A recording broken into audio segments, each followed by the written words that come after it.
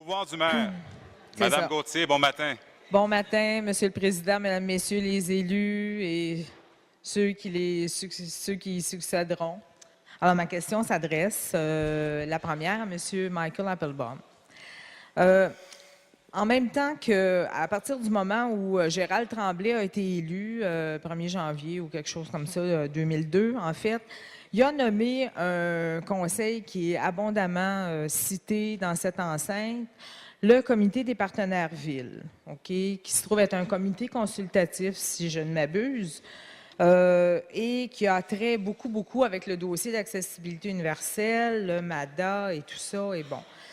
Ce consortium d'organismes-là est composé, entre autres, d'Europe, de Montréal, le regroupement des organismes, le CRADI, Execo, Altergo, Société Logique. La porte-parole, là, si on est web diffusé, je vais peut-être me faire arracher la tête, mais à ce risque-là, de toute façon, la porte-parole des personnes en situation de handicap de ce comité-là et du milieu associatif est en conflit d'intérêts parce qu'étant sur le CA de la STM, Oui. Micro, s'il vous plaît. volontairement, non. Non, non. Et il y a des décisions qui sont prises souvent qui se trouvent à être en conflit d'intérêts. Alors, comme citoyenne, moi-même en situation de handicap, comme présidente d'un organisme national dont les actions sont majoritairement faites à Montréal, comme étant administratrice aussi sur le conseil d'administration du RUTA de Montréal, je veux savoir, M. Applebaum, si vous êtes élu maire intérimaire, allez-vous maintenir le comité des partenaires ou vous allez faire un changement? D'accord, merci pour la question. Conseiller Applebaum. Merci pour votre présence. Je ne peux pas répondre à votre question un oui ou un non. Je peux toujours prendre en considération. Vous pouvez me donner toute la documentation nécessaire, mais n'oubliez pas, vous avez toujours des opportunités d'aller voir aussi l'ombudsman de la Ville de Montréal et aussi la ligne d'éthique. Vous venez de me mentionner votre inquiétude entre la personne qui peut saisir sur deux instances. On peut toujours le prendre en considération. Et on peut toujours, après ça, retourner pour le discuter encore plus en profondeur avec vous après que j'ai plus d'informations. Mais vous avez toujours l'opportunité avec l'ombudsman, aussi avec le contrôleur ou la ligne d'éthique pour demander de l'aide dans ce dossier.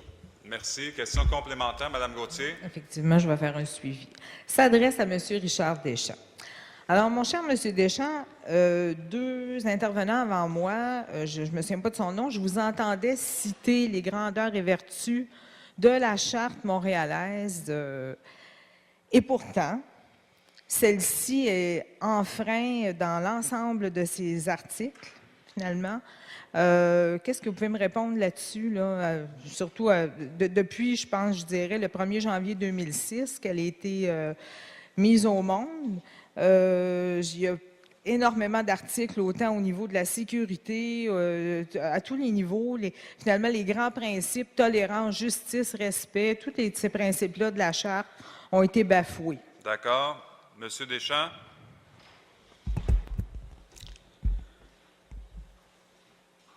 À mon avis, les chartes, Madame, sont pour essayer d'offrir à tous une inspiration.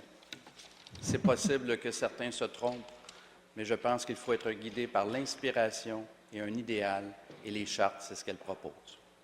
Merci. Merci, Madame Gauthier. Merci. Bonne journée. Bonne journée à vous.